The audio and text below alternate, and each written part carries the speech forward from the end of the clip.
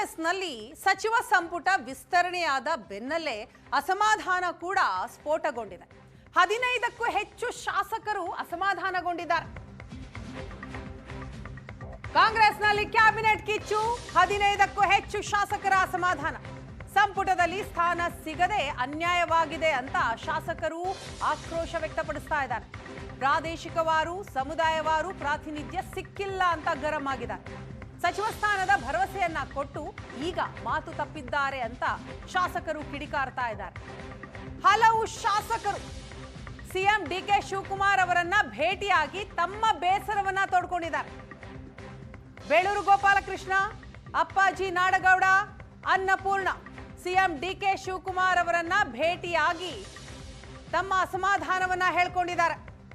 ಈ ಸಂದರ್ಭದಲ್ಲಿ CM DK Shivakumar ಅವರಿಗೆ ತಾಳ್ಮೆಯ ಪಾಠ ಮಾಡಿದ್ರು.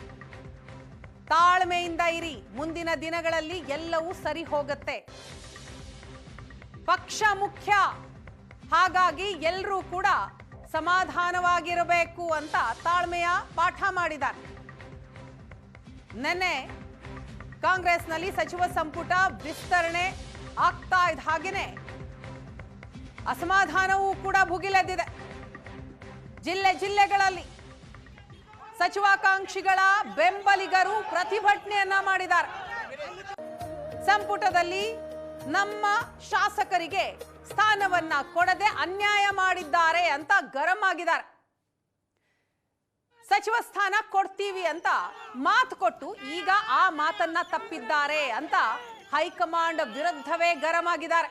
ಬೀದಿಗಿಳಿದು ಹೋರಾಟ ಮಾಡ್ತಾ ಇದ್ದಾರೆ, ಪ್ರತಿಭಟನೆ ಮಾಡ್ತಾ ಇದ್ದಾರೆ, ಘೋಷಣೆಗಳನ್ನ ಕೂಗ್ತಾ ಇದ್ದಾರೆ.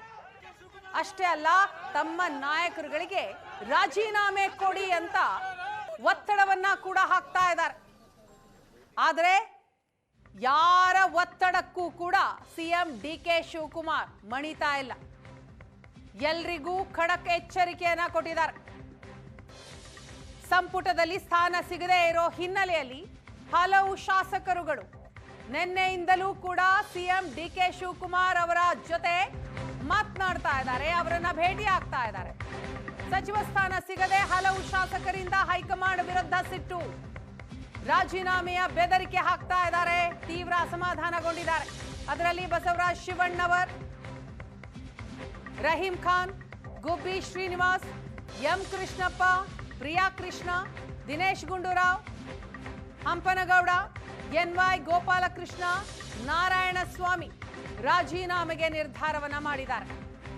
ಈಗಾಗಲೇ ರಾಜೀನಾಮೆ ಕೊಟ್ಟಿದ್ದಾರೆ ಯಶವಂತರಾಯಗೌಡ ಪಾಟೀಲ್. ಅವರ ಹಾದಿಯಲ್ಲಿ ಇನ್ನೂ ಕೆಲವು ಶಾಸಕರು ಕೂಡ ಸಾಗಬೇಕು ಅನ್ನುವಂತಹ ನಿರ್ಧಾರಕ್ಕೆ ಬಂದಿದ್ದಾರೆ.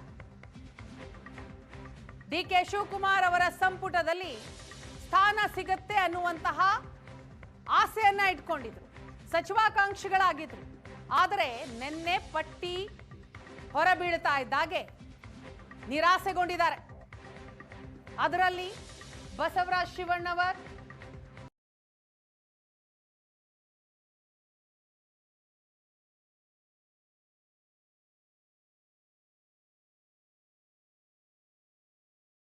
ರಾಜೀನಾಮೆ ಕೊಡ್ತಿರೋ 2 ನಿಮಿಷದಲ್ಲಿ ಅವರ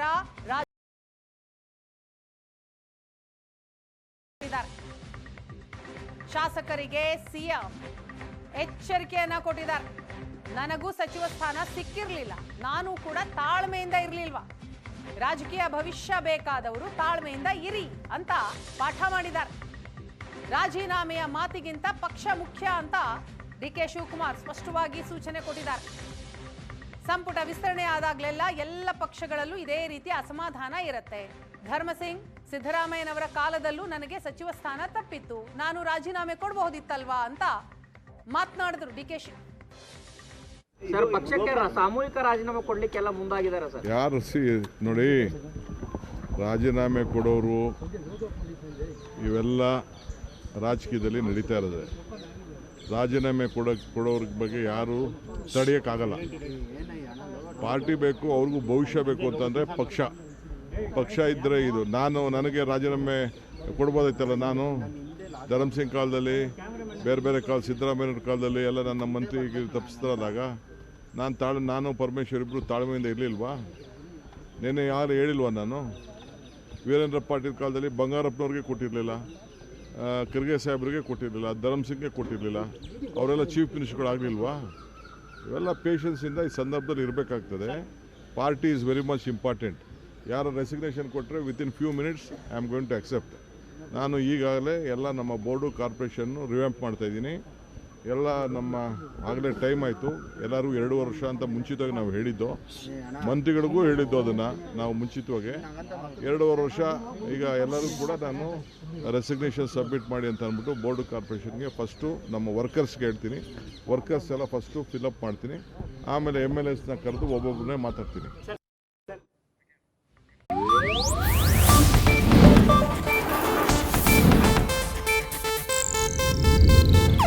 ಇದು ಏಷ್ಯಾನೆಟ್ ನ್ಯೂಸ್ ನೆಟ್ವರ್ಕ್ ಪ್ರಸ್ತುತಿ.